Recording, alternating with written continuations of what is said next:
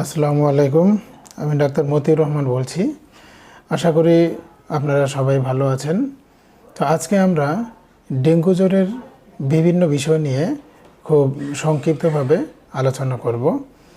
তো হঠাৎ করে যখন আমাদের শরীরে উচ্চ তাপমাত্রার জ্বর আসে, মাথা ব্যথা, সাধারণত মাথার এই জায়গাতে দুই চোখের মাঝখানেই খুব বেশি পেইন অনুভব করে, শরীরে বিভিন্ন স্থানে ব্যথা, বিভিন্ন জয়েন্টে ব্যথা, এরপর মাংসপেশি এবং হাড়ের সংযোগস্থলে অনেক ব্যথা অনুভব করা, পিঠে ব্যথা করে, কোমরে ব্যথা করে, অনেকের বমি ভাব হয়, পেট খারাপ হতে পারে, কয়েকদিনের ভিতরে র্যাশ উঠতে পারে। এই সকল সিমটমগুলো যেই জ্বরে আমরা দেখতে পাই, এটাকে আমরা সাধারণত ডেঙ্গু জ্বর হিসেবে অভিহিত করে থাকি। ডেঙ্গু জ্বরের বৈশ্বিক ইতিহাস যদি আমি বলতে যাই সংক্ষিপ্তভাবে, ম্যালেরিয়া জ্বরের পরেই হলো ডেঙ্গু জ্বরের অবস্থান অ্যাজ এ ট্রপিক্যাল রোগ হিসাবে 265 থেকে 420 খ্রিস্টাব্দে ডেঙ্গুর প্রথম খোঁজখবর আমরা চাইনিজ এনসাইক্লোপিডিয়া থেকে পেয়ে থাকি।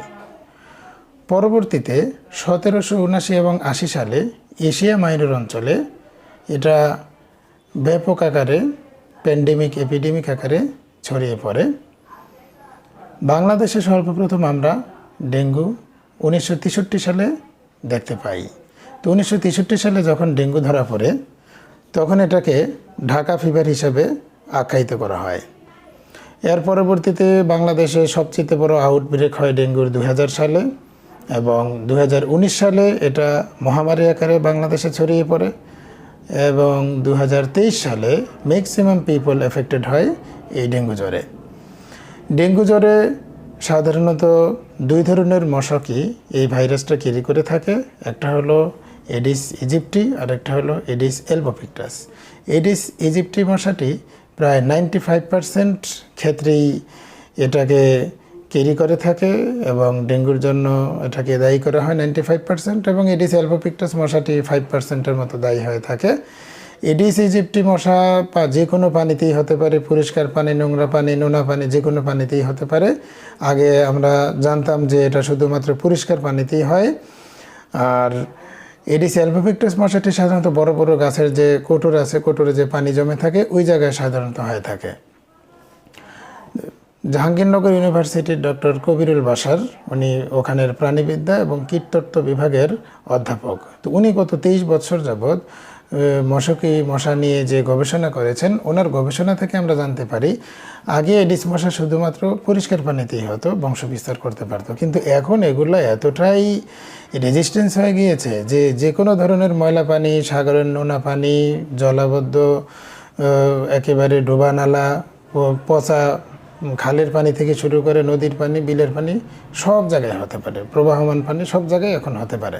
এটা হলো আমাদের জন্য একটা আশঙ্কার বিষয়। হ্যাঁ, তো এই যে এডিস ইজিপ্টি মশাই সাধারণত আগে এরা দিনেই কামড়াতো, আর এখন দিনেও কামড়ায়, রাতেও কামড়ায়। এখন এদের আসলে কোনো ধরনের সময় বিচার নাই। এরা খুব অ্যাডাপ্টেবল, যে কোনো পরিবেশে এরা খুব সহজেই মানায় নিতে পারে, এবং এটাই হচ্ছে এখন। এই জন্য আমরা বলি এখন আসলে দিন রাত সবসময় মশারি টাঙ্গিয়েই ঘুমানো উচিত, অর্থাৎ প্রতিরোধ করার জন্য। রেগুলারই এর বিহেভিয়ার চেঞ্জ হয়ে যাচ্ছে। সাধারণত আমরা 3 ধরনের ডেঙ্গু দেখতে পাই। একটা হলো ক্লাসিক্যাল ডেঙ্গু, আরেকটা হলো হেমোরেজিক ডেঙ্গু, আরেকটা হলো ডেঙ্গু শক সিনড্রোম। ক্লাসিক্যাল ডেঙ্গুতে আমরা যেই সিমটমগুলো সচরাচর দেখে থাকি সেটা হলো উচ্চ তাপমাত্রার জ্বর, মাথা ব্যথা, এবং শরীরের হাড় এবং মাংসপেশির সংযোগস্থলে প্রচণ্ড ব্যথা, কোমর ব্যথা, পিঠ ব্যথা, হ্যাঁ, এগুলো আছে। বমি আছে, পাতলা পায়খানা আছে। কেউর 2-একটা উপসর্গ অ্যাবসেন্ট হতে পারে, কেউর আবার সবগুলা উপসর্গই প্রকাশ পেতে পারে। কেউর 2-3 দিন পর র্যাশ বের হতে পারে, কেউর আবার র্যাশ বের হয় না। র্যাশ বের হলে অনেকে এটাকে চিকুনগুনিয়া বলে থাকে। চিকুনগুনিয়া হোক, ডেঙ্গু হোক, কারণ একই এবং জ্বরের চিকিৎসাও একই। দ্বিতীয়ত যেটা দেখি সেটা হলো ডেঙ্গুর হেমোরেজিক ডেঙ্গু, যেটা থেকে ব্লিডিং হয়। ব্লিডিংগুলো সাধারণত আমাদের বডির যে ওপেনিং ডোর আছে, যেমন নাকের যে ছিদ্র, কান, এবং মহিলাদের মাসিকের রাস্তা, জরায়ু থেকে ব্লিডিং হতে পারে। এবং অনেকের পায়খানার সাথে ব্লাড যেতে পারে। পাশাপাশি ইন্টারনালিও বিভিন্ন জায়গায় ব্লিডিং হতে পারে। খুব খারাপ অবস্থা হলে দাঁতের যে মাড়ি আছে, দাঁত এবং মাড়ির সংযোগে ছিল, এগুলো থেকেও ব্লিডিং হয়ে থাকে। তবে ডেঙ্গুর সবচেয়ে খারাপ যেই আক্রমণ সেটা হলো dengue shock syndrome. Dengue shock সিনড্রোমে রোগীর অবস্থা আসলে খুব শোচনীয় অবস্থায় চলে যায়। ডেঙ্গু শক সিনড্রোমে আমরা যেটা দেখি যে রোগীর পালস খুব কমে যায় এবং রোগী শ্বাসকষ্টে ভোগে।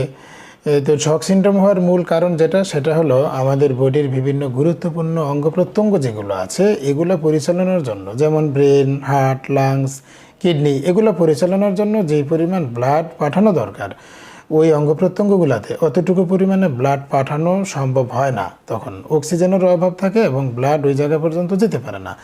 এই দুই কারণে তখন বডি কোলাপস করে, অনেকেই সেন্সলেস হয়ে যায়, অনেকের বডি অত্যন্ত দুর্বল হয়ে যায়, শ্বাসকষ্ট শুরু হয়ে যায়। এই জন্য খুব দ্রুত এই রোগীগুলোর ভালো চিকিৎসা প্রয়োজন।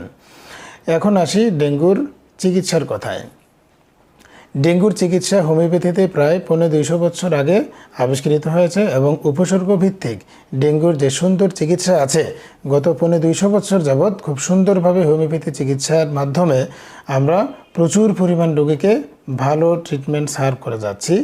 এবং আল্লাহর রহমতে হোমিওপ্যাথিতে ডেঙ্গুর চিকিৎসা করতে যারাই এসেছে তারা খুব ভালোভাবেই এখান থেকে আরোগ্য হয়েছে এবং তাদের ডেঙ্গু পরবর্তী কোনো ধরনের উপসর্গ আল্লাহর রহমতে আসেনি। যেটা আমরা অন্যান্য চিকিৎসার শরণাপন্ন যে সকল রোগীরা হয়ে থাকেন তাদের ক্ষেত্রে দেখে থাকি যে কিছু কিছু রোগী, সবাই না, কিছু কিছু রোগী আবার পরবর্তীতে কিছু কমপ্লিকেশন তৈরি হয়, কিন্তু হোমিওপ্যাথি চিকিৎসাতে আল্লাহর রহমতে সেটা হয় না।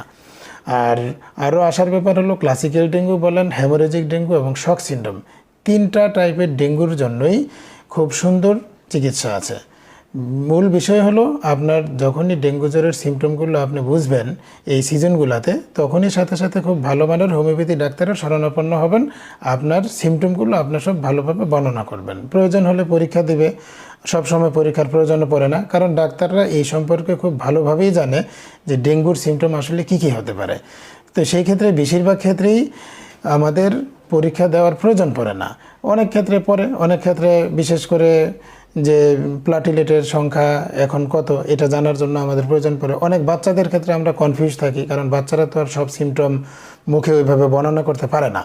সেই ক্ষেত্রে অনেক বাচ্চাদের ক্ষেত্রে আমরা কয়েকটা পরীক্ষা নিরীক্ষা করে থাকি, NS1 এবং ব্লাড সিবিসি, এগুলো করলে আমরা তখন জানতে পারি। অনেকের আবার NS1-এও নেগেটিভ আসে, কিন্তু ব্লাড সিবিসি থেকে আমরা জানতে পারি যেটা প্লাটিলেট কমতে থাকে। তো প্লাটিলেট দ্রুত কমতে থাকলে আর জ্বরের সিমটম যদি ডেঙ্গুরগুলোই দেখা যায়, সেক্ষেত্রে আমরা কনফার্ম হয়ে যেতে পারি যে না, আসলে এটা ডেঙ্গু জ্বর। এবং বেশ ভালো পার্সেন্টেজেরই, প্রায় 25 বা 30% অ্যাবভ পেশেন্টেরই আমরা দেখি যে ডেঙ্গু টেস্ট করছে, নেগেটিভ আসছে, কিন্তু তার বললাম ডেঙ্গুর সকল উপসর্গ আছে। তো সেই ক্ষেত্রে আমরা শুধুমাত্র টেস্টের উপরে নির্ভর করে কথা বলতে পারবো না। আর ডাক্তাররা তো এই সম্পর্কে পড়াশোনা করেই এসেছে, তারা তো জানেই যে ডেঙ্গুর উপসর্গ কী হতে পারে, টাইফয়েডের উপসর্গ কী হতে পারে। এরপরেও ওভার কনফার্মেশনের জন্য অনেক ক্ষেত্রেই টেস্টের অবশ্যই প্রয়োজন, এবং যেখানে প্রয়োজন সেখানে আমরা টেস্ট দিয়ে থাকি।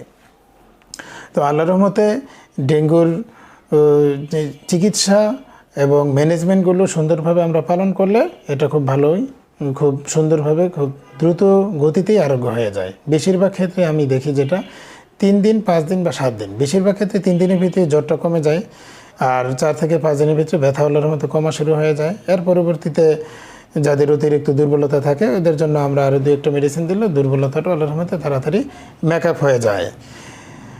আর যারা অন্যান্য পদ্ধতিতে চিকিৎসা করে থাকেন ডেঙ্গুর, এদের অনেক সময় বিভিন্ন কমপ্লিকেশন দেখা দিয়ে থাকে। ওই সকল কমপ্লিকেশনেরও খুব সুন্দর চিকিৎসা আছে। যেমন একটা পেশেন্ট আমি দেখলাম যে প্রায় 1.5 বছর যাবৎ, ডেঙ্গু হওয়ার পরে প্রায় 1.5 বছর যাবৎ তার প্রচণ্ড পায়ে ব্যথা, সে ঘুরিয়ে ঘুরিয়ে হাঁটতো। তো এরপর সে বাই আমার অন্য পেশেন্টের রেফারেন্সে আমার চেম্বারে আসলো, তাকে ট্রিটমেন্ট দিলাম, আল্লাহর রহমতে খুব ভালো। এরপর তার আর কোনো সমস্যা নাই। তো তার ফিলিংসটা হলো, সে বললো যে আমি তো ভেবেছিলাম আর কখনো আমি যে এই পঙ্গুত্ব বরণ করে নিলাম আর ভালোই হবে না, কিন্তু আল্লাহর অশেষ মেহেরবানি যে এখন তো আমি দিব্যি আরামে হাঁটছি এবং আগের কোনো ধরনের কমপ্লিকেশানই নেই।